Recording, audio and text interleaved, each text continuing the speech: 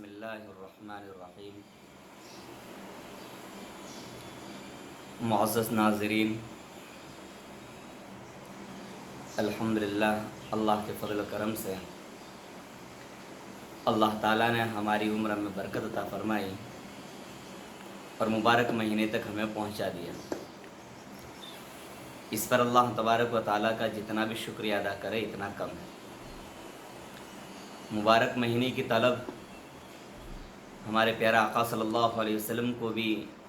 رہا کرتی تھی کہ جس میں دعا فرمایا کرتے تھے اللہم بارک لنا فی رجب و شعبان و بلغنا رمضان، یعنی آپ علیہ السلام اپنے عمر کی درازی کی دعا مانگا کرتے تھے کہ کسی طرح مجھے رمضان تک پہنچا دیا جائے۔ الحمدللہ اللہ تعالیٰ نے ہمیں مبارک مہینہ نصیب فرما دیا، لیکن معزز ناظرین، ایک طرف یہ مہینہ اللہ کی طرف سے بڑی رحمتوں والا ہے، بہت مبارک مہینہ ہے کہ جس میں اللہ تبارک و تعالی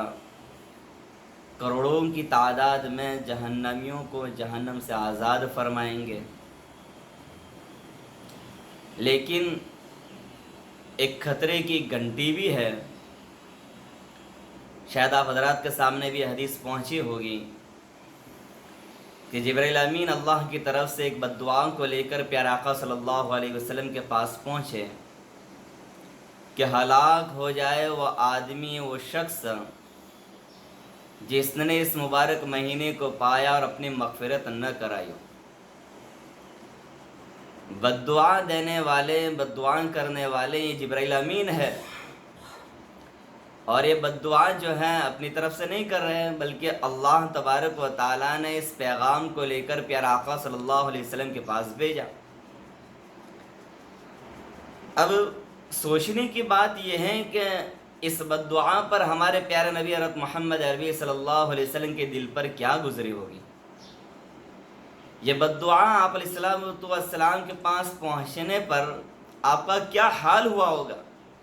کہ جس امت کے خاطر شب و روز ایک کر رہے ہیں، شب و روز ان کے پیچھے لگا رہے ہیں، اپنے آپ کو کھپا رہے ہیں، ان کے پیچھے جو ہے قربانیاں دے رہے ہیں، اور پھر انہی کی ہلاکتی کی بد دعا کی جا رہی ہے، تو میرے معزز سامعین اور ناظرین، کیا حال اور کیا ہمارے پیارے آقا صلی اللہ علیہ وسلم کے دل پر بوجھ گزرا ہوگا۔ اور پیارے آقا صلی اللہ علیہ وسلم کو کہا گیا کہ اس پر آمین کہیے۔ اب یہ بد دعا کتنی مؤکد ہو گئی، کتنی زبردست ہو گئی۔ تو معزز ناظرین، یہ حدیث ہمارے آنکھوں کے سامنے ہر وقت ہونی چاہیے کہ خدا نہ خواستہ یہ مبارک مہینہ جو تیزی کے ساتھ گزر رہا ہے اور گزرتا چلا گیا، اور ہمیں اس بات کا یقین نہیں ہوا کہ پتہ نہیں اللہ نے ہماری مغفرت کی یا نہ کی، تو ہمارے لیے بہت بڑی ہلاکتی کی گھنٹی ہے، ہلاکتی کی بات ہے۔ اس لیے معزز ناظرین، بڑے سوچنے کی بات ہے، بڑی فکر کی بات ہے کہ اللہ نے یہ مبارک مہینہ ہمیں دیا ہے، کہیں ایسا نہ ہو کہ غفلت میں گزر جائے اور ہماری مغفرت نہ ہو اور پھر ہم زبردست بد دعا کے مستحق بن جائے۔ کسی طرح ہمیں عزم کرنا ہے، اپنے آپ کو اتنا لگانا ہے، تھکانا ہے، اپنے آپ کو اللہ کی رضا کے لیے اور اپنی مغفرت کے لیے اتنا کوشاں رہنا ہے کہ اللہ تبارک و تعالی ہمیں جو ہے کم سے کم یہ